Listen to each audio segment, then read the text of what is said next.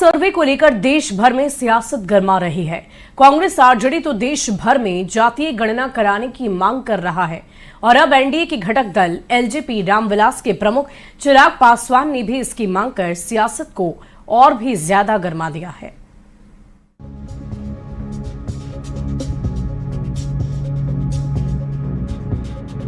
देश भर में जातीय गणना कराए जाने की मांग एक बार फिर से जोर पकड़ने लगी है।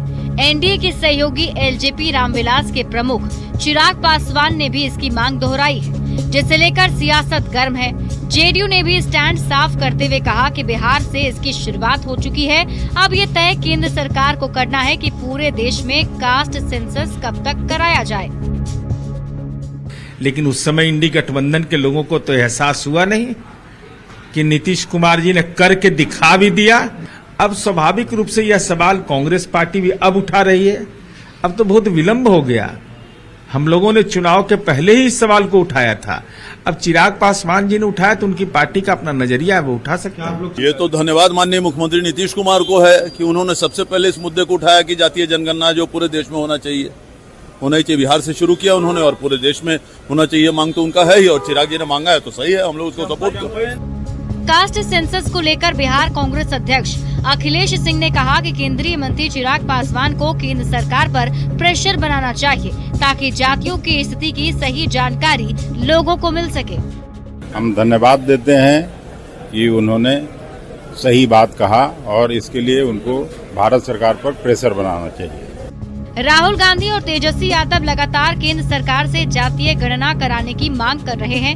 इन सब के बीच अब एनडीए के सहयोगी दल भी कास्ट सर्वे कराए जाने की बात सार्वजनिक तौर पर रख रहे हैं। ऐसे में इस साल 4 राज्यों में होने वाले विधानसभा चुनाव के दौरान कास्ट वाली सियासत जोर पकड़ सकती है।